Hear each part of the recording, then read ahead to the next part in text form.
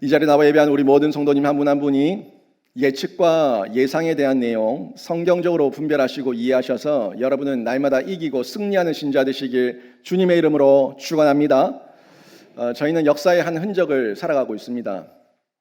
하루하루가 일상이 역사라고 말하기는 조금 모호하지만 여러분의 그 시간이 모이고 모여서 여러분 인생의 역사가 되고 우리가 역사의 한 흔적을 남기고 한 페이지를 남기며 살아가고 있습니다. 그런데 여러분 삶을 봐도 마찬가지겠고 우리 역사를 봐도 마찬가지인데 역사는 반복되는 패턴을 가지고 있습니다. 그래서 이 역사를 볼 때 마치 데칼코마니 같다라고 말하는 사람도 있어요. 데칼코마니 뭔지 아시죠? 한쪽에 물감을 묻혀서 찍어서 쫙 펼치면은 똑같은 복사판이 하나 만들어지지 않습니까? 그런 걸 보면서 역사가 데칼코마니 같다라고 얘기를 하고 또 역사의 어떤 사건 사고들을 볼 때에 이거 어디서 봤는데 이거 어디서 봤는데 하는 데자뷰 같은 그런 느낌을 가질 때도 있습니다. 그래서 역사는 반복되는 패턴이 있다는 건데 이런 역사적 패턴을 분별해서 볼 수 있는 사람, 이거를 헤아리고 또 지혜롭게 총명하게 미리 내다볼 수 있는 사람은 상당한 영적 내공을 가지고 있는 사람이죠. 역사가 반복되는 패턴, 우리 일당을 통해서만 볼 수 있는 게 아니라 교회를 통해서도 볼 수가 있고 성교의 역사와 교회의 역사를 통해서도 역사가 반복되고 있다는 이런 패턴을 확인할 수가 있습니다. 사도행전 저희가 지금 6장에 들어왔는데 1장부터 6장까지 오면서 여러분이 정말 성경을 아주 세밀하게 유심히 보셨고 성경에 대한 이해와 능력이 있으신 분들은 이 사도행전에도 역사가 반복되고 있다, 패턴이 있다 하는 걸 느낀 분도 계실 겁니다. 만약에 느낀 분이 있다면 대단합니다. 정말 대단한 거고요. 이 사도행전에 지금 6장까지 오는 이 과정에서도 오늘 6장에서 펼쳐진 이 내용 중에서도 계속 이 교회의 역사가 초대교회의 역사가 반복 패턴이 있다는 걸 확인할 수가 있는데 어떤 패턴이었냐면 부흥이 오고 고난이 왔어요. 고난이 오고 부흥이 왔어요. 이 고난과 부흥, 이 위기를 이기고 나면 또 부흥을 경험할 때에 갑작스러운 고난과 위기, 이게 반복적으로 패턴을 가지고 등장하고 있는 것을 확인할 수가 있습니다. 먼저 부흥에 대한 내용을 기록한 부분 한번 잠시 보시면 부흥에 대해서 2장 41절에 이렇게 기록하고 있습니다. 이날에 신도의 수가 3,000이나 더하더라. 숫자가 많아졌다는 것도 외적 부흥이죠. 외적인 부흥이 일어났다는 걸 2장 41절에 기록하고 있고 2장 47절을 보니까 이렇게 기록하죠. 주께서 구원받는 사람을 날마다 더하게 하시니라. 예수 믿고 구원받은 자의 수가 점점 더 많아졌다 하는 내용을 2장 47절에서도 말씀하고 있고요. 4장 4절에 보니까 또 이렇게 기록합니다. 말씀을 들은 사람 중에 믿는 자가 많으니 남자의 수가 약 5천이나 되었더라 라고 기록하고 있어요.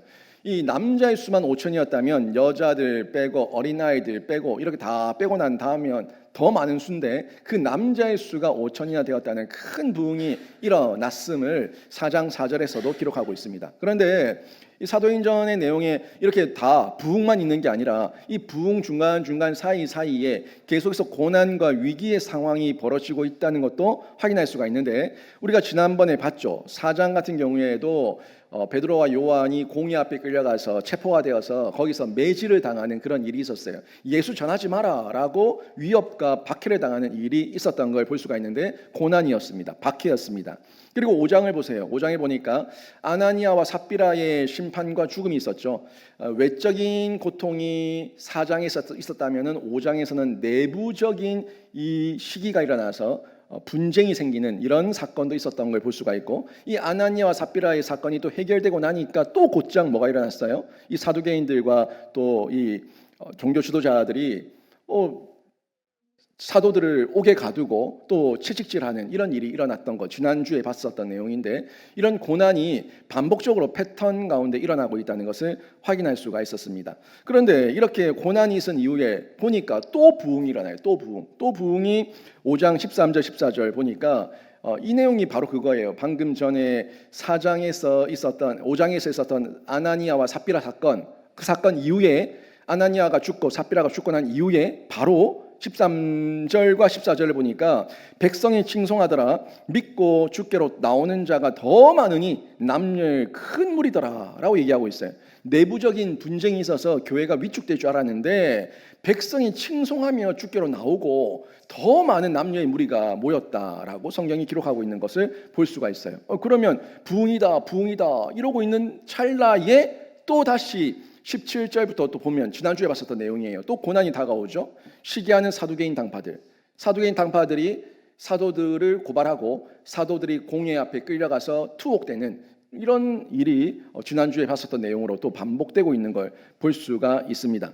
그러고 난 다음에 이 가말리엘에 의해 가지고 풀려나게 되고 그 가운데 채찍질 당했지만 그들은 이렇게 이 박해를 당하는 것에 대해서 이 수치를 당하는 것에 대해서 기뻐하면서 공회 앞에서 돌아왔다 하는 내용을 저희가 볼 수가 있었는데 능욕당함을 기뻐했다라고 얘기했어요. 그리고 나서 6장으로 넘어옵니다. 6장에 넘어오는데 고난이 끝났으니까 또다시 부흥이 시작되는 걸 볼 수가 있어요. 6장 1절 보세요. 6장 1절을 보니까 그 부흥을 암시해주고 있는 내용인데 그때에 언제에 제자들이 능욕당하고 돌아왔을 때에 고난을 당한 이후에 돌아왔을 때에 그때에 제자가 더 많아졌는데 라고 얘기하면서 다시 이곳에 부흥이 나고 있음을 확인할 수가 있습니다.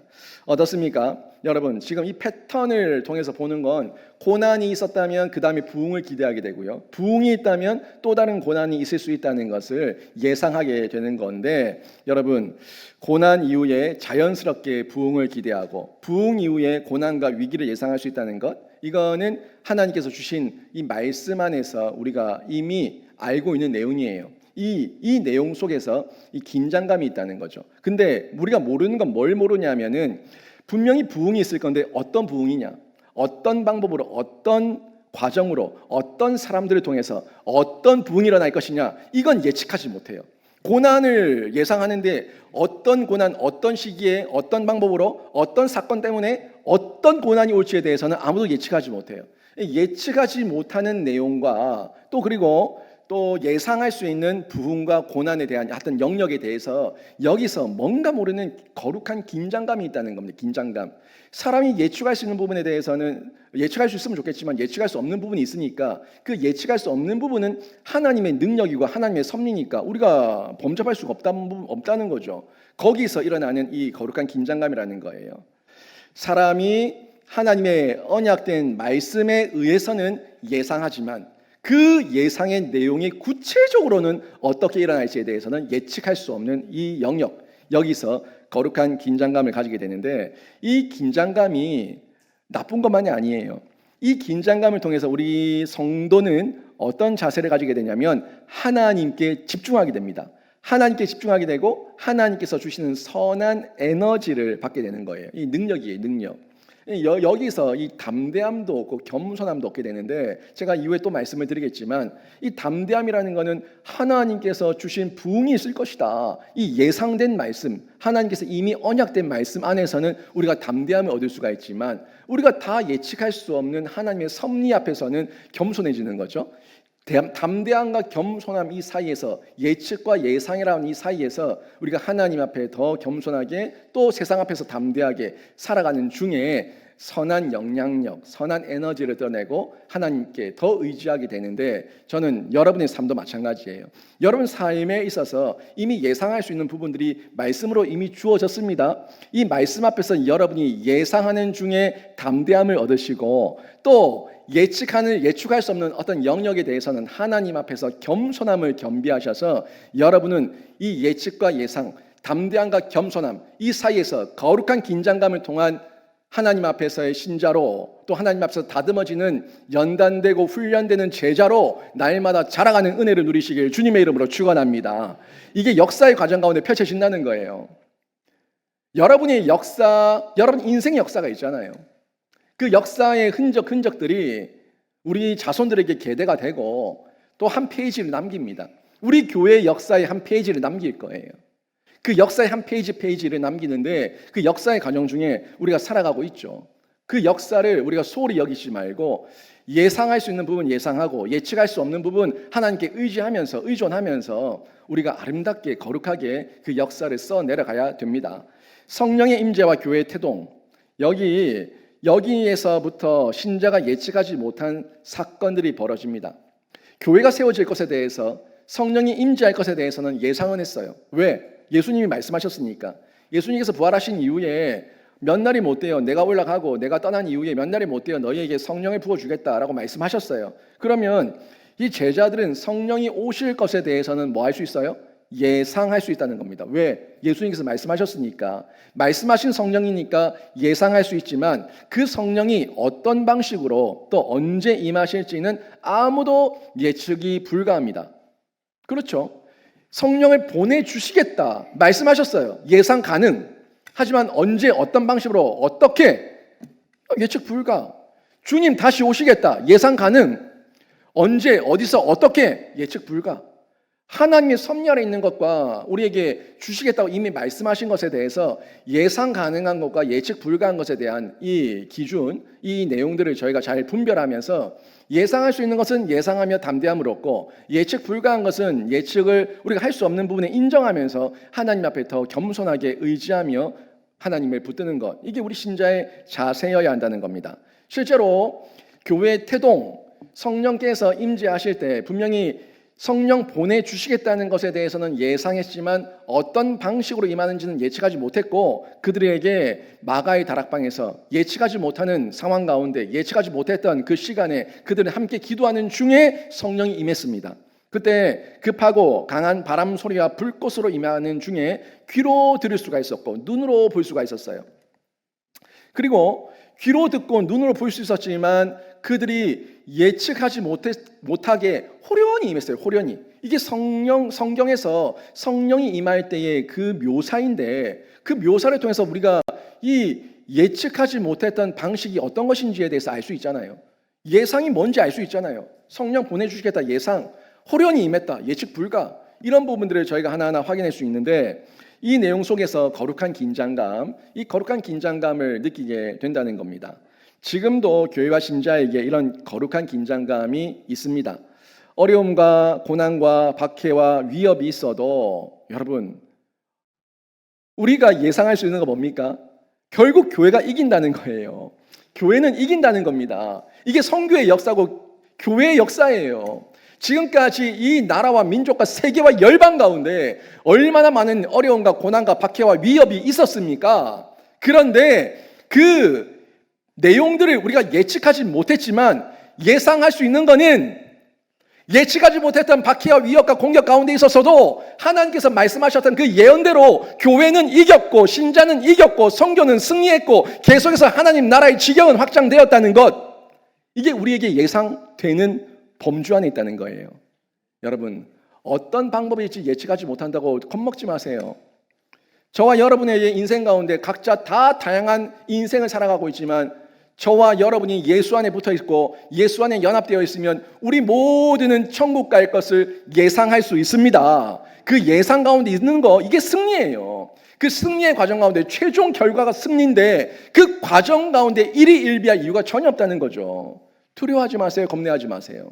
어려움과 고난과 박해와 위협, 우리가 예측하지 못한 방법이라서, 우리가 순간 인간이라서 그 상황 때문에 어려움을 겪을 수 있지만 우리가 다시 큰 눈으로 바라보면 이미 예언된 말씀을 통해서 예수께서 승리하셨고 예수께서 승리하신 그 길을 걸어가면 우리 또한 그 승리의 영광에 참여하는 신자가 될 줄로 믿습니다. 이 믿음이 우리 안에 있다면 이 땅을 넉넉히 이기며 살아갈 수가 있다는 겁니다. 하나님의 언약을 우리가 믿기에 예상하지만 구체적인 내용은 예측하지 못하는 것인데, 하나님께서 우리에게 언약의 성취로 매여 주셨어요. 말씀은 매이지 않지만 하나님의 말씀의 언약의 성취를 위해서 하나님께서 친히 우리의 언약 가운데 매여 주셨습니다. 그런데요, 하나님께서 여러분의 감정과 여러분의 생각과 여러분의 경험에 매이지 않습니다. 무슨 말이냐면, 하나님께서 여러분이 기도할 때에 하나님 몇 월, 며칠, 몇 시, 몇 분에 누구를 통해서 어떻게 역사해 주세요, 아주 구체적인 기도인 것 같지만 잘못된 기도입니다. 하나님의 역사를 여러분의 시간 타임 테이블에 메어 놓는 거예요. 하나님께서는 여러분의 생각에, 여러분의 주관에, 여러분의 경험에 매이지 않습니다. 하지만 하나님께서 매이는 한 가지는 하나님께서 말씀하신 언약에 매어 주셔서, 우리를 위해 매어 주셔서 우리 안에 하나님의 그 언약을 성취하실 줄로 믿습니다. 하나님 되심을 드러내기 위해서. 이 내용을 저희가 확인하셔야 되는데, 이 매어 주심과 매이지 않으심, 여기에서 우리는 담대함도 얻고 겸손함도 유지하게 되는 거예요. 어디서 담대함이에요? 하나님께서 언약에 매어 주셨다니까요. 그 하나님께서 언약대로 성취하시겠다니까요. 여기에 대해서 우리는 담대함을 얻는 거예요. 왜? 언약대로 될 거니까, 말씀대로 될 거니까 담대함을 얻습니다. 그러나 우리가 겸손해지는 것은 내 생각, 내 감정, 내 경험대로 되지 않지만 하나님께서 그 이상의 하나님의 놀라운 계획과 섭리 가운데 더 선한 것으로 우리에게 갚아주실 것을 믿기 때문에 우리는 그 하나님의 지혜 앞에 겸손해지는 거예요. 여러분이 비나이다 한다고 그때의 그 방법, 그 시기가 아니라 우리는 언제든지 내 생각이 있지만 묻는 거예요. 하나님, 저는 이렇게 생각하는데 하나님의 방법이 맞습니까? 하나님의 뜻이 맞습니까? 하나님의 계획이 맞습니까? 맞다면 하나님의 뜻 가운데, 계획 가운데 하나님께서 친히 개입하셔서 하나님 구체적으로 이끌어가 주시길 원합니다. 하나님 뜻대로 되기를 원합니다. 이게 예수님의 기도였어요. 예수님 하나님의 말씀에 순종하셨습니다. 하나님 말씀에 매이셨어요.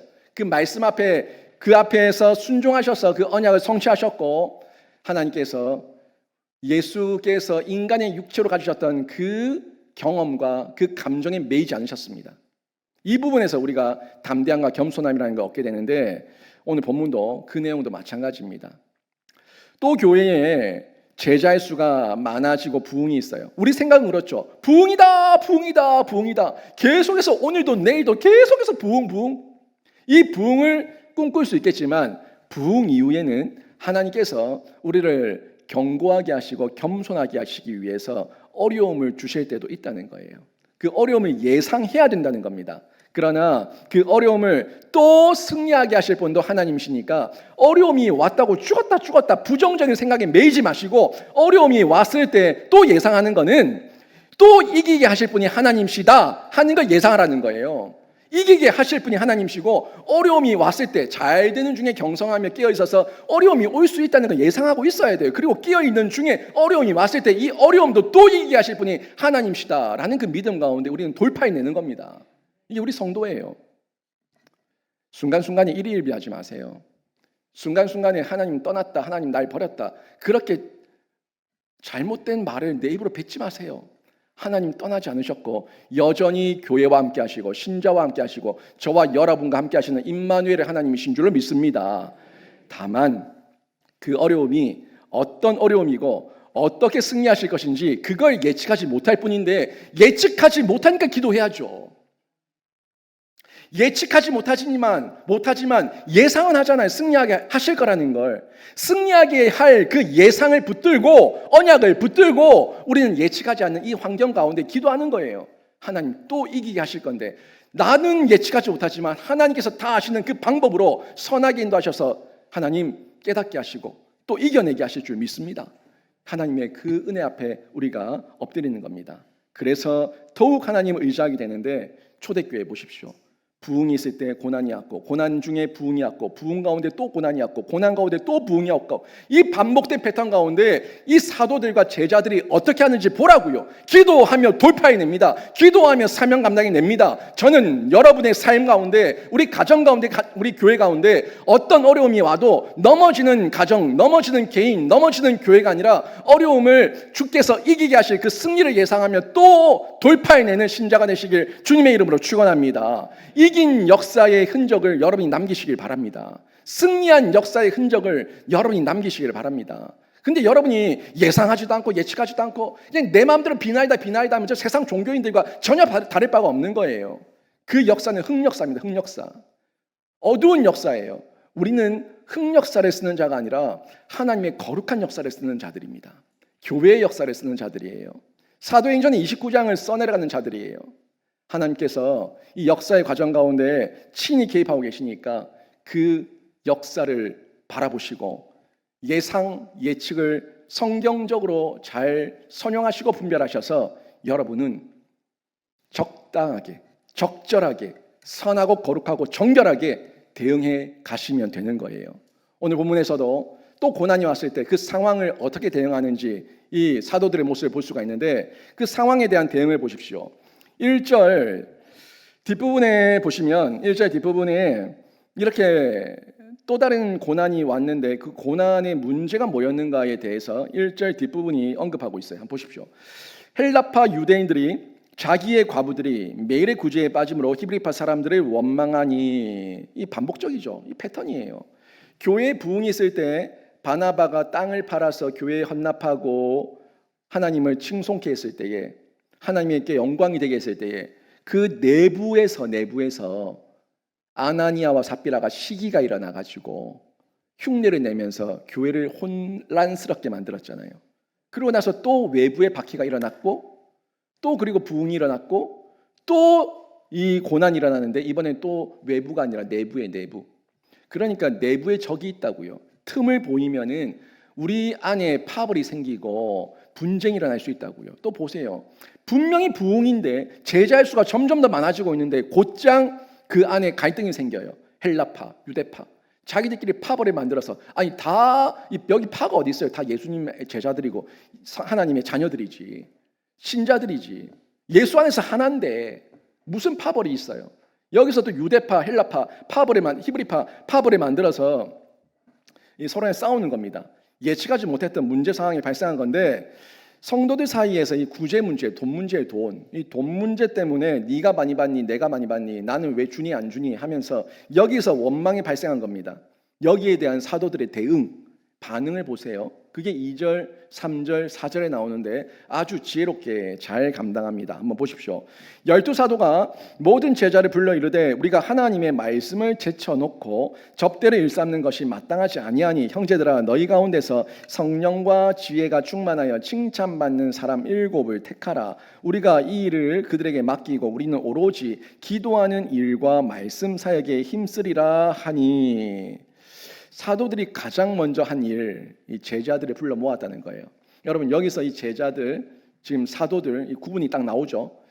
6장에서부터 나오는 제자들은 사도가 아닙니다. 사도행전에서 6장 전까지에 나오는 제자들은 사도들을 혼용해서 쓰고 있었던 표현인데 그 이후부터 나오는 이 제자들은 사도와 제자를 나눕니다. 다시 말하면 사복음서에 나왔던 사도들은 12사도를 얘기하는 것이고 사도행전 6장 이후부터 나오는 제자들은 예수 믿고 구원받은 성도의 수를 얘기하고 있는 겁니다. 그래서 지금 요즘 이단들 가운데 뭐 사도 학교니 어쩌니 하는 이런 것들 다 이단들 가면 안 됩니다. 우리는 사도가 아닙니다. 저는 사도가 아닙니다. 저는 예수의 제자입니다. 여러분은 예수의 제자입니다. 다만 예수의 제자인 우리에게 뭐가 있냐면 사도성이 있어요. 사도성은 뭐냐? 하나님의 말씀을 받아서 말씀을 사명 감당하는 사명에 대한 영역, 우리도 나가서 또 다른 제자를 삼는 전도와 선교의 그 영역, 이 사도성의 본질에 대한 부분이지 우리는 사도가 아니에요. 사도는 그 당시에 특별한 존재였습니다. 왜? 성경이 완성되지 않았어요. 이 정경이 완성되지 않았던 때였기 때문에 성령의 직통 은혜와 계시를 받는 중에 성경이 완성시켜야 되고 예수의 말씀을 전수해야 되는 그런 중대한 사명을 가지고 있었어요. 그래서 사도는 12명으로 끝났습니다. 우리의 시대는 이제 제자예요, 제자. 지금 그 제자에 대한 부분을 지금 6장 1절에서 얘기하고 있는 거죠. 그때 제자가 더 많아졌는데 사도가 더 많아졌다는 게 아니라 예수 믿는 사람의 수가 더 많아졌다는 걸 성경이 언급해 주고 있는 거예요. 한마디로 지금 사도들이 이 제자들을 다 불러 모았다라는 1절의 말씀은 우리들로 얘기하면은 중직들을 불러 모으고 재직들을 불러 모아서 이 예수 믿는 사람들을 불러 모아서 의논했다는 거예요. 함께 의논했다는 겁니다. 이 흐름을 통해서 먼저 우리가 여기 본문에 자세하게 나와 있지는 않지만 사도들이 기도했을 거예요. 하나님께 기도하는 가운데 이 문제를 어떻게 풀어나가면 좋겠습니까? 어떻게 해결하면 좋겠습니까? 기도하는 가운데 하나님께서 지혜를 주셔서 이 성도들을 불러 모아서 제자들을 불러 모아서 문제를 해결하게 하셨는데 이게 공동체적 방법이었습니다. 사도들의 문제 해결 방식은 공동체적이었다는 걸 볼 수가 있는데 이런 내용들을 지금 우리 한국 교회에 우리 개혁주의 교회가 채택하고 있는 거예요. 그래서 교회 안에 문제가 생겼을 때도 당회로 모이고 중직들이 모이고 재직회로 모이고 공동의회로 모여서 이 문제들에 대해서 서로 간에 함께 풀어나가는데 이 공동체적으로 문제를 풀고 있다는 걸 볼 수가 있죠. 그리고 난 다음에 제자들을 불러 모아서 먼저 이 사도들이 한 이야기는 변명하지 않았고 핑계대지 않았어요. 제일 먼저 한 말이 자기들의 실수를 인정합니다. 지금 2절과 3절과 4절의 내용을 보면은 이게 지금 문어체로 쭉 나와 있다 보니까 여러분이 확 와닿지 않을 수가 있는데 지금 2절, 3절, 4절을 조금 더 의역하고 좀 풀어서 보면은 사도들이 자기들의 실수를 인정하고 있는 거예요. 뭐라고 얘기하냐면 우리가 이게 좀 의역해서 푼 겁니다. 우리가 하나님의 말씀을 가르치고 집중하느라 교회에 다양한 사역이 있는데 그 중요한 한 사역을 우리가 놓쳤다. 우리가 다 헤아리지 못했다. 과부들한테 공평하게 균형 있게 구제해야 되는 거 너무너무 중요한 일인데 우리가 제자 삼는다고 말씀 가르친다고 그 일이 버겁고 힘이 들다 보니까 이 부분에서 우리가 능력 받기라 다 헤아리질 못했다. 인정하는 거예요. 그래서 예수께서 우리에게 명령하신 것은 너희는 가서 모든 민족을 제자로 삼으라 그랬고 내가 분부한 모든 것을 가르쳐 지키게 하라고 했으니까 우리는 이 제자 삼는 일과 또 말씀을 가르치는 일에 우리가 좀 더 집중할 테니까 기도하는 일에 집중할 테니까 이 구제하고 접대하고 봉사하는 일은 좀 다른 일꾼을 세워서 사역을 분담하자 하는 내용을 지금 2절, 3절, 4절에서 말하고 있는 겁니다. 이 내용이 굉장히 중요한 부분이에요.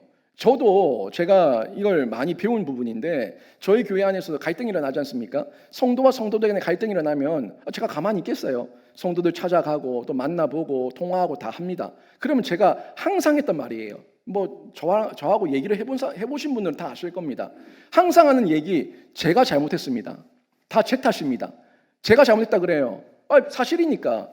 성도들 간에 이 갈등이 생긴 거는 뭐 전도회든 기관이든 부서든 사랑방이든 그 가운데 제가 다 제 몸이 100개고 1000개면은 다 들어가서 다 중재하고 다 헤아릴 건데 제가 몸이 하나다 보니까 다 헤아리질 못했다. 내가 다 듣질 못했다. 내가 다 알지를 못했다. 다 내 탓이다. 내 잘못이다.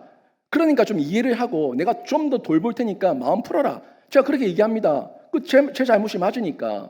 사도들이 지금 헬라파 유대인과 히브리파 유대인 사이에서 일어난 이 문제 가운데서 사실 따지면 사도들이 뭘 잘못했어요? 자기들은 말씀 가르치고 기도하고 열심히 했는데 근데 자기들끼리 문제가 생긴 거야. 갈등이 생긴 거야. 시기가 생긴 거예요. 원망이 생긴 거예요. 그러니까 네 탓이다 내 탓이다 하지 않고 사도들은 즉시로 우리가 잘못했다. 우리가 연약했다. 이 사역을 좀 더 세분화시키고 구체화시켜서 이런 소외를 느끼는 사람들이 없도록 하자 하는 부분을 전달하고 있는 겁니다. 그때 이 사람을 세우는 데에 그 기준이 있다는 거예요. 3절에 보니까 그 기준을 성령과 지혜가 충만하여 칭찬받는 사람. 아무나 세울 수는 없으니까 성령과 지혜가 충만하여 칭찬받는 사람을 세운다고 얘기하고 있는데 이게요 지금 우리 교회의 일꾼 세우는 기준이에요. 이런 기준을 가지고 장로님들을 세우고 안수집사님들을 세우고 권사님들을 세우고 중직들을 세워서 그 사역을 분담하는 거예요. 분담하는 거. 저 혼자 어떻게 다 합니까? 못해요. 이 못하는 가운데 자꾸 갈등이 생기고 원망이 생길 수 있기 때문에 이거를 정말 성령과 지혜가 충만한 사람들에게 업무를 분담해서 그들이 목자의 마음으로 아버지의 마음으로 하나님의 마음으로 헤아리며 돌보는 거예요. 그렇게 유기적으로 서로를 돌보게 될 때에 건강한 교회가 되는데 여기서는 지금 7 집사의 이름을 쭉 얘기하는데 여기서는 집사라고 얘기하진 않아요. 그냥 일꾼을 세웠다 얘기하고 있어요. 근데 이게 나중에 교회가 조직화되어가는 중에 안수 집사의 근거 기준이 된 거예요. 그들에게 안수하여 세웠거든요. 안수하여 세웠기 때문에 안수 집사의 기준이 되는 걸 우리가 확인할 수가 있습니다. 그리고 이걸 5절에 보니까 공동체가 그렇게 안수하여 성령이 충만하고 지혜가 충만한 사람들을 칭찬받는 사람들을 세우는 것을 기쁘게 여겼고 그 제안, 사도들의 제안을 수용하고 교회의 일꾼으로 인정하게 된 겁니다. 그리고 이 이후에 곧 공동체의 문제가 점점 해결되는 수순으로 순서로 흘러가는 것을 볼 수가 있죠. 보세요. 이렇게 또 문제가 해결되고 나니까 이 문제가 해결되고 나니까 다시금 또 부흥의 은혜가 일어나는 걸 볼 수가 있어요. 근데 제가 여기서 좀 짚고 넘어가야 될 게 있는데 이 교회 공동체 안에서 여러 사역을 나누는 것에 근거가 되는 이 부분 7명의 일꾼을 세우는 거 좋은 내용인데 이 내용을 조금 왜곡해서 보는 분들도 있어요. 이걸 보면서 봐라 그러니까 사도들은 기도하고 말씀 전하는 거 거기에만 집중해야 되고 나머지 일들은 전부 다 우리 성도들이 다 해야 되고 우리 성도들은 말씀 가르치는 거, 훈련시키는 거, 기도하는 거에 개입하면 안 된다. 이렇게 왜곡하는 이해를 가지는 분들도 있는데 결코 그렇지 않습니다. 이거는 말씀 사역을 목회자 영역으로만 남겨두는 거 이거는 아주 왜곡된 이해고 잘못된 이해입니다. 만약 그렇다고 한다면 지금 우리가 하고 있는 생명 사역은 아주 잘못된 사역이에요. 예수님이 가르쳐 주셨고 예수님이 명령하셨던 사역도 다 큰 도전을 받게 되는 거예요. 아니 생명 사역 굳이 따지면 이 생명 사역이 뭐냐 얘기하면은 양육 교육 훈련 아닙니까? 생명 사역은 양육 교육 훈련하는 거예요. 천국 복음으로 사람을 살리고 키우고 고치는 거예요. 성경을 강해서 성령으로 변화시키는 베스트 사역이 생명 사역이에요. 이게 핵심이에요, 핵심. 그런데 저 혼자 못하니까 1대1도 하고 사랑방에서 하고 또 제자훈련하고 사역훈련하고 계속해서 이런 훈련들을 자꾸 장을 열어서 사람들이 동참하게끔 하는데 이걸 목사 혼자서 어떻게 다 하냐고요. 못해요. 새가족이 오면 새가족 제가 다 가르쳐야 됩니까? 아니 1대1 제가 전부 다 해야 돼요? 몸이 100개라도 못합니다. 그러니까 이런 부분들은 훈련받은 성도들한테 위임을 시켜서 그 성도들이 그 사역을 감당해 나간다고요. 그 가운데 교회가 성장해 가는 거예요. 이런 이해를 가지고 예수님께서 주셨던 모든 민족을 제자로 삼아라는 그 말씀에 우리가 순종하게 되고 그 열매를 맺게 되는 거죠. 여러분 잘 보세요. 우리 교회에 오늘 10명, 20명, 100명의 새 가족이 갑자기 기적처럼 왔어요. 감당하겠습니까? 우리 새 가족 감당하겠습니까? 초등부에 축구교실 한다고 남자애들이 6, 7명이 왔는데 초등부 교사들이 감당을 못해요. 이 구원투수로 이건직 집사님 들어갔잖아요 지금. 아니 아이들이 와도 그 아이들 한 명 한 명 케어하면서 감당을 못해요. 이게 뭐예요? 감당할 만한 그릇이 되었을 때에 하나님께서 부어주셔도 그게 흘러 넘치지 않고 그 안에서 살아서 약동하는 거예요. 약동하는 거예요. 하나님 말씀 안에서 자라가는 거예요. 이게 생명사역입니다. 제가 우리 교회 성도들은 오합주를 만들고 싶지 않다는 거. 누가 와도 그 한 사람 영혼 붙들고 훈련시킬 수 있는 사람들, 생명사역 감당할 수 있는 사람들, 그런 일꾼들 세우기를 원한다는 거예요. 근데 이거를 그 생명사역의 틀에서 봐야 되는데 이 부분 오늘 나왔던 7 집사 봉사 구제하는 일에만 그 일을 맡기기 위해서 집사들을 세웠다, 일꾼을 세웠다 하는 이 내용을 딱 보고 나는 절대 가르치는 거 못합니다. 저는 훈련 못합니다. 저는 양육 교육 못합니다. 저 시키지 마세요. 라고 얘기한다면 그건 잘못된 거예요. 이런 이해는 말씀을 너무 가볍게 한 면만, 단면만 보고 왜곡되게 적용하고 있는 겁니다.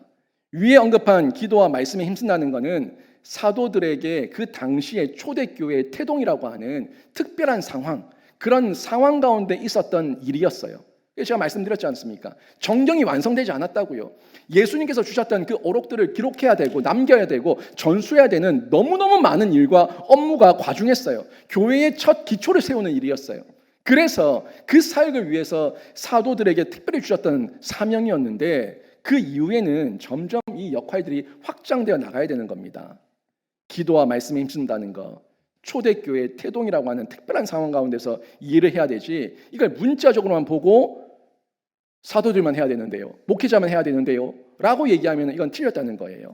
이걸 어디서 또 확인할 수가 있냐면 오늘 본문에 이어지는 스데반 집사, 이 스데반 집사의 사역을 통해서 확인할 수가 있습니다. 여러분 아무튼 지금 내용을 통해서 이 상황에 대응, 갑작스럽게 일어난 히브리파 유대인, 헬라파 유대인 간의 내부의 갈등, 이런 갈등들 예측하지 못했죠. 우리 교회 안에서도 얼마든지 일어날 수 있어요. 우리 성도들 다 잘 지냈는데 갑작스럽게 우리 성도들 안에서 예측하지 못했던 갈등이 생길 수도 있다고요. 예측하지 못했던 이 교회 문제, 하나님께서 주신 지혜와 총명 가운데 한 사람 한 사람이 끼어 있을 때에 또 함께 머리를 맞대며 공동체적으로 대응할 때에 그때 문제를 해결할 수가 있는 겁니다. 초대교회 사도들이 이렇게 하나님 앞에서 지혜를 얻어서 공동체적으로 대응하면서 예측하지 못했던 교회의 문제가 다시 해결되고, 그리고 역시 고난이 지나가고 나니까, 위기가 지나가고 나니까 또 7절에서 뭐가 옵니까? 7절에서 교회에 또 부흥이 오고 있다는 걸 확인할 수가 있죠. 7절 보세요. 제 말이 아니라 또 보십시오. 문제 해결되고 나니까 하나님의 말씀이 점점 왕성하여 예루살렘에 있는 제자의 수가 더 심히 많아지고 허다한 제사장의 무리도 이 도에 복종하니라. 부흥 아닙니까? 부흥. 하나님의 말씀이 왕성하다. 제자의 수가 더 예전보다 더 심히 많았다. 아니 제사장들도 돌아와서 주께 굴복했다. 여러분 이게 부흥인데 고난이 있습니까? 상황 대응 잘하십시오. 상황 대응 잘하셔서 여러분이 하나님 안에서 공동체적으로 풀어나가시면 그 다음에 고난 이후에 위기 이후에 일어날 하나님의 놀라운 부흥이 여러분 개인과 가정과 교회에 예비된 줄로 믿습니다. 이 믿음 가지고 우리가 살아내고 이겨내는 거예요. 근데 이걸 싫어하죠. 사단마귀가 또 싫어하니까 또 예상합니다. 또 부흥이 일어났어. 7절에서 놀라운 더 심히 큰 부흥이 일어났는데 이걸 보면서 또 뭘 예상할 수가 있어요? 또 고난 오겠네. 또 고난 오겠네. 하는 거 예상할 수가 있죠. 그때 더 심하게 올 수도 있어요. 온갖 선정과 선동으로 우리들을 뒤집어 놓고 속이며 위협하며 박해하며 심지어 생명을 위협하며 생명을 끊어놓으며 순교케 하며 우리에게 나타날 수 있습니다. 그 내용이요 8절에서 이어지는 거예요. 8절에서 15절까지 7절에서 있었던 또다시 부흥, 더 심히 일어난 큰 부흥, 그 이후에 8절에서부터 또 예측하지 못했던 고난이 벌어집니다. 예측할 수 없었던 이 일은 뭐였냐면 스데반을 통해서 일어납니다. 스데반의 사역을 빌미로 일어난 세상의 공격인데 스데반을 세울 때는 왜 세웠습니까? 봉사와 구제의 일을 하라고 7명 중에 1명의 일꾼으로 세운 거예요. 7명 중에서 6명은 봉사와 구제의 일만 하고 있어요. 근데 그 중에 1명이 특별한 은사와 재능을 가지고 있는 거예요. 특별한 은사와 재능을 가지고 자신의 은사대로 그 사역을 감당해내니까 이 사람들한테서 시기가 일어나고 그 안에서 원망이 일어나고 막 이 마음 안에서 분노가 일어나는 거예요. 여러분, 교회 안에 은사와 재능이 다양합니다. 목사보다 더 설교 잘하는 장로님이 계실 수도 있습니다. 목사보다 더 기도 많이 하는 권사님이 계실 수 있습니다. 목사보다 더 교회를 사랑하는 여러 집사님들이 있을 수 있습니다. 가능해요. 목사가 다 가장 탁월해야 됩니까? 절대요. 목사보다 더 뛰어난 은사와 재능을 가진 사람들이 있을 수 있다는 거예요. 저는 저희 교회에 저보다 더 탁월하게 설교하는 장로님이 계신다면 그분에게 더 많은 설교를 맡기고 싶습니다. 맡기고 싶습니다. 새벽 설교도 맡기고 수요 설교도 맡기고 아니 은사인데 재능과 기술이 있는데 맡겨야 되는 거 아닙니까? 아니 근데 보세요. 한국교회 여러분들 들어보셨을 거예요. 아니 부목사가 왔는데 부목사가 담임 목사보다 설교를 잘해. 그러면 어떻게 해요? 부목사 쫓아내요. 아주 잘못된 방식이에요. 공동체적이지 않아요. 하나님의 은사와 재능과 기질을 완전 무시하는 거예요. 아니 저는 저희 교회에 저보다 더 설교 잘하는 부교육자가 온다면 저는 박수 쳐주겠습니다. 더 세울 거예요. 더 칭찬할 거예요. 더 기둥 같은 한국교회 다음 미래 세대 기둥 같은 일꾼대라고 저는 격려할 겁니다. 그게 바른 거 아닙니까? 스데반 집사를 봉사와 구제 일을 하라고 맡겼는데 스데반 집사를 보니까 아니 하나님께서 은사와 재능과 기질을 주셔가지고 이분이 말씀을 너무 잘 전하는 거예요. 기도도 잘하고 성교도 잘하고 전도도 잘하고 말씀 선포의 기질과 은사들이 너무너무 막 드러나니까 이 사건 때문에 그 사이에서 사람들이 시기하는 거예요. 여러분 우리 성도들 가운데 뭔가 잘하는 능력을 가진 분들을 봤을 때에 시기하지 마세요. 그 하나님께서 주신 겁니다. 하나님께서 주신 은사와 재능과 기질을 시기하는 것은 곧 하나님을 미워하는 거예요. 하나님을 시기하는 거예요. 잘하는 거는 잘한다고 격려하고 또 다듬어질 부분은 다듬어지도록 우리가 기도해야겠죠. 저에게도 은사와 재능과 기질이 있지만 그 은사와 재능과 기질이 하나님 앞에서 다듬어질 게 너무 많아요. 안 다듬어지면 교만해지거든요. 그러니까 교만해지지 않고 겸손하게 은사와 재능과 기질을 쓰기 위해서는 또 하나님께 다듬어져야 되는 거예요. 이런 영역들을 통해서 우리가 하나님께서 이 스데반 집사를 쓰시는 이 내용, 이 사건을 통해서 목사 외에도 사도 외에도 평신도도 얼마든지 하나님께서 들어 쓰시고 제자 되게 하실 수 있다는 내용을 확인할 수가 있는 겁니다. 물론 중요한 거는요, 이거는 교회 질서 아래에서예요. 만약에 우리 교회 안에서 부교육자라든지 장로님이라든지 말씀의 은사, 기도의 은사, 선교의 은사, 전도의 은사가 탁월해가지고 목사를 능가해서 교회가 세워놓은 당회의 그 권위와 질서를 벗어나는 행동을 한다면 그분은 빨리 신학교 가셔야 됩니다. 빨리 신학교 가서 목사 안수 받고 선교사로 파송을 받든지 아니면 교회의 담임으로 가셔야 돼요. 이 교회에서는 하나님께서 위임하신 그 위임의 권한이 있기 때문에 교회 질서 아래에서 자기가 할 수 있는 역량의 범위 안에서 마음껏 쓰임받는 거예요. 근데 이거를 잘못 사용하게 되면은 교회를 깨트릴 수가 있고 교회의 질서와 권위 앞에 도전할 수가 있기 때문에 이건 위험한 부분입니다. 하지만 스데반은 그러지 않았습니다. 스데반은 사도의 질서 아래에서 하나님 나라의 선한 사업을 잘 감당했고 선교와 전도에 집중하며 그 귀하고 복된 일을 감당했던 거예요. 쓰임 받았던 거예요. 근데 8절 보니까 이 스데반 집사가 얼마나 대단했는지 이렇게 기록하고 있어요.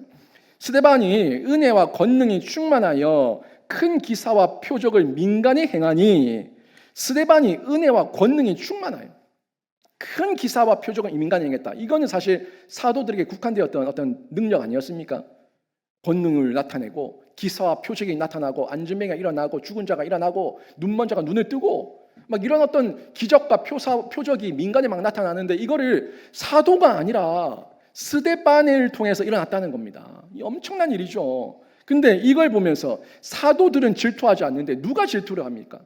사도들은 질투하지 않는데 그 성도들 가운데 예수 믿는다는 유대인들 가운데 그들 가운데서 이런저런 시기와 미움과 질투가 일어나는 거예요. 스데반은 예수의 복음을 담대하고 거침없이 증거했습니다. 그 과정 중에 구레네인, 알렉산드라인, 길리기아와 아시아에서 온 사람들도 이 논쟁 가운데서 함께 부딪힘이 있었던 거죠. 뭐 히브리인들은 기본적으로 하브르타를 하잖아요. 하브르타를 통해서 자꾸 서로 질문하고 또 디베이트를 통해서 서로 논쟁하는 게 기본적인 그들의 이 화법입니다. 화법.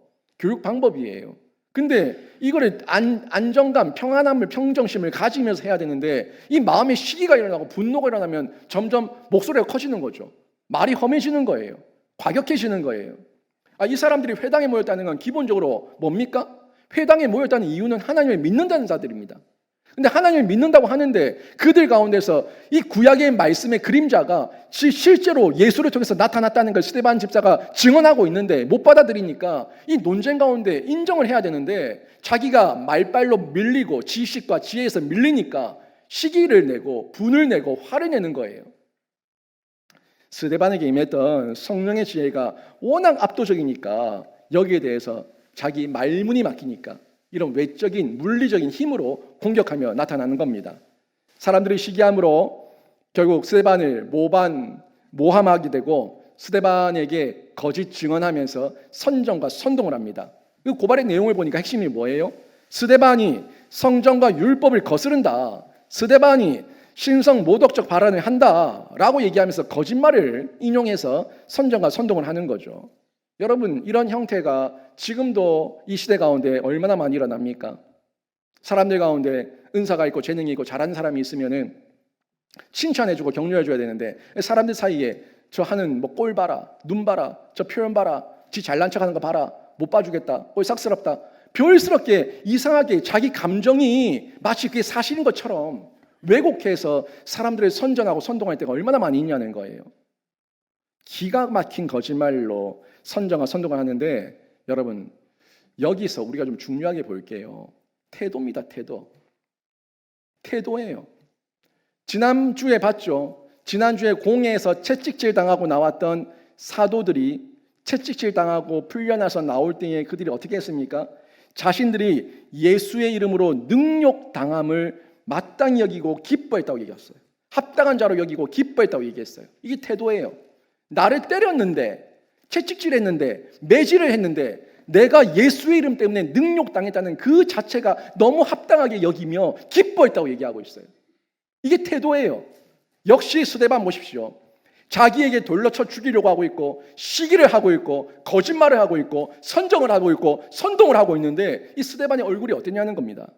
어땠냐는 거예요. 스데반은요, 그 사람들과 똑같은 싸움의 방식과 태도를 취하지 않습니다. 중요한 건 뭐예요? 예수 없는 사람들은 시기합니다, 분노합니다. 공격합니다. 싸움합니다. 언성이 커집니다. 예수 없는 사람들은 늘 물리적으로 힘으로 외적으로 자기 감정을 드러냅니다. 하지만 예수 있는 사람은요, 그 안에서 싸움의 방식이 달라요. 태도가 달라요. 스데반 보십시오. 15절 말씀. 이 선정과 선동 앞에서, 공격 앞에서 스데반의 태도를 보십시오. 같이 읽습니다. 공회 중에 앉은 사람들이 다 스데반을 주목하여 보니 그 얼굴이 천사의 얼굴과 같더라. 아멘. 얼굴이 전도지죠. 내 감정이 얼굴에 드러나죠. 그 얼굴이 천사와 같았다 얘기하고 있습니다. 그 선정과 선동 앞에서 싸움의 방식이 다르니까, 스데반 안에 예수 생명이 있으니까 얼굴이 천사와 같았다고 성경은 기록하고 있습니다. 세상이 우리를 공격하고 말도 안 되는 소리로 선정과 선동으로 시험하고 우리를 넘어뜨리려고 공격해 옵니다. 우리 안에 예수의 은혜와 지혜가 있다면 우리도 그들의 공격 앞에 같이 물리적으로 싸우는 자가 아니라 우리들의 얼굴이 천사와 같을 줄로 믿습니다. 여러분, 저 세상 사람들이 우리를 공격하는 거 보세요. 천주교 사람 다니는 사람들, 저 성당 가는 사람들한테 네 성당 다니면서 그러면 되나? 이런 말 안 해. 저 절 다니는 사람들한테 네 절 다니면서 그러면 되나? 이런 말 안 해. 우리 교회 다니는 사람들한테만 항상 뭐라고 얘기해요? 네 교회 다니면서 그러면 되나? 그 사람들은 외도해도 되고 간음해도 되고 음란해도 되고 추악해도 되고 뭐 세금 탈세해도 되고 도둑질해도 되고 남 욕해도 되고 술 마셔도 되고 다 돼. 그 사람들은 그런 말 안 해. 근데 누구한테만 그렇게 얘기해요? 그리스도인들만 그럽니다. 이게 선정과 선동이에요. 저 부처는 도둑질 하라고 가르치던가요? 저 부처는 불륜하라고 가르치던가요? 저 부처는 탈세하라고 가르치던가요? 저 마리아는 그렇게 가르치던가요? 아니에요. 세상 종교에도 기본적인 도덕과 윤리가 있어요. 그런 거 안 가르쳐요. 그런데 세상 사람들은 항상 교회만 보고 너그 예수가 그리 가르치더나, 너그 목사가 그리 가르치더나 라고 얘기한다는 거예요. 이게 선정과 선동입니다. 그 선정과 선동이 이 한국 땅에 쩔어 있어요. 그래서 교회를 코로나 때 그렇게 핍박한 거예요. 여러분, 세상 시대 흐름 정확하게 보십시오. 역사는 반복되고 있습니다. 데칼코마니예요. 데자뷰예요. 역사는 반복되고 있습니다. 여러분, 늘 우리의 삶이 예측하지 않은 어려움과 고난의 연속입니다. 예측했다면 피해갔겠죠. 근데 우리가 모르는 건 아니잖아요. 여러분 인생 가운데, 제 인생 가운데, 제 목회 인생 가운데도 고난이 있을 겁니다. 예상합니다. 근데 그 고난이 어떻게 올지는 예측하지 못합니다. 하지만 저는 또 예상합니다. 이기게 하실 하나님을 믿고 의지하고 하나님께서 또 극복하게 하실 줄로 믿습니다. 이게 예상이고 성경의 증언이에요. 예측하지 못하지만 예상할 수 있잖아요. 우리는 하나님 말씀을 통해서 결국에 승리할 것을 예상할 수 있잖아요. 우리 인생에도 고난과 부흥의 과정이 있습니다. 개인도 가정도 교회도 굴곡이 있어요. 부흥할 때가 있으면 고난이 있고 위기도 있고 또 성장할 때가 있고 굴곡이 있어요.